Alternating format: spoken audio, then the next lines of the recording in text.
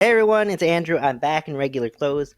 I'm going to be trying to upload more frequently. I know I've been inconsistent, but bear with me. I'm very inconsistent as a person, so I'm going to try and be more consistent, and editing takes me forever.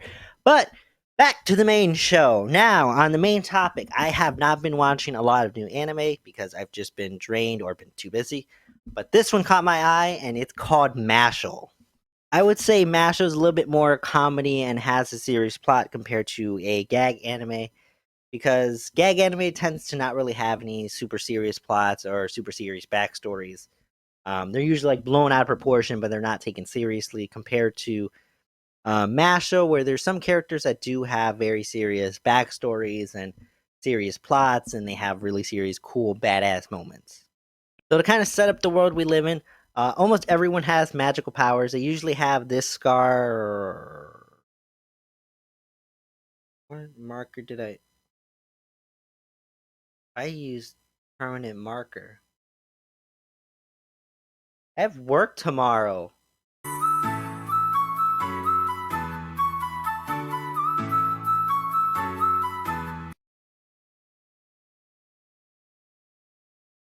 Most people have like scars on their face. They look really cool. I kind of like the design. Go by level, so usually almost every single person has one. A rarity is two, and I think a super ultra rare is like three, that kind of thing. So that brings us to our main character, Masha, who was a baby that was abandoned at birth because he didn't have any powers. People that didn't have any powers are usually just killed off. So, at being abandoned as a baby, a man picks him up, takes care of him in the forest, and I guess he's human. Kind of gives you that One Punch Man kind of feeling where it's Saitama. Um, but in this case, he can be overpowered in some instances. He can have to think outside the box because a spell can affect him a little bit. So I kind of enjoy that, and he's also just kind of an idiot, as you can tell. So his dad tells him not to go into town, but he decides to go in town anyways for some delicious cream puffs, which I honestly have to admit, cream puffs are pretty delicious. But he goes into town, he makes a commotion, gets caught by an agent named Brad Coleman, which awesome name, but also the titles for these characters that get introduced that you know are going to be part of the story look so cool. They remind me of like kind of like a show or a video game esque kind of throwback, which is so awesome and so cool. His dad ends up saving him, running him back to the forest. Brad catches up, beats up the dad, and as soon as Masho sees this, there's a cool fight scene, and it adds humor and adds some seriousness to it, which is really blended well. And Brad decides to make him a deal if they can run on be on the lam, or they can make a deal where he goes to this prestigious school that has a lot of social sway when it comes to the rules and the laws.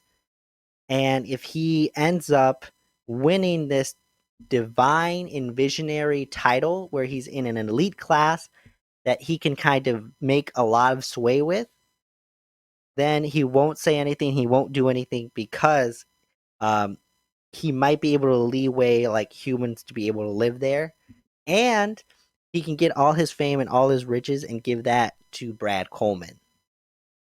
He takes the offer, he goes to the school, and this is where the show really starts to kind of pick up, where there's different types of humor that can be involved, where he's just kind of like Welcome to Demon School Iruma-kun, where he kind of can get away with not using magic in different kind of unique, funny ways.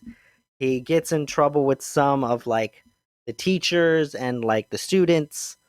He meets some friends and some rivals and a possible love interest. And it's kind of hilarious because there's some moments where you're like, I really want this guy to curb somebody. I want him to just curb him. And he actually does, and it's intense and it's so funny. Which I'll probably go through like I went through episode one already, basically, and some of the main premise of it. And two through maybe like five or something, I'll go into more detail. But when he curbs somebody, it is genuinely satisfying and somewhat funny.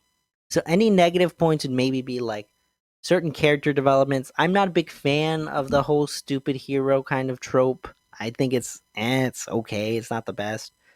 I think the love interest is kind of dumb. I would rather it maybe either not be a love interest or add more women to the pile, I guess, but make them actually interesting, add new dynamics to the characters, things like that. So with that being said, I definitely give it an 8.6 out of 10. It's colorful, it's humorous, it's got some serious tones to it, awesome character designs. So I definitely would give this one a watch, and if you guys want to keep on watching this with me, um, then I'll be here pretty much doing it because I actually really like this anime. My name is Andrew. I hope you guys enjoyed Free Comic Book Day. Hope you guys are going to enjoy the convention season swinging through. And thank you guys for the 22 subscribers, even for the people that watch for a minute, 22 minutes, even 5 seconds. Thank you very much. Passing 20 subscribers, I have a special video in mind to do. Hope you guys like, subscribe, comment down below. Hope your day is as awesome as you guys are because you guys are damn awesome. See ya.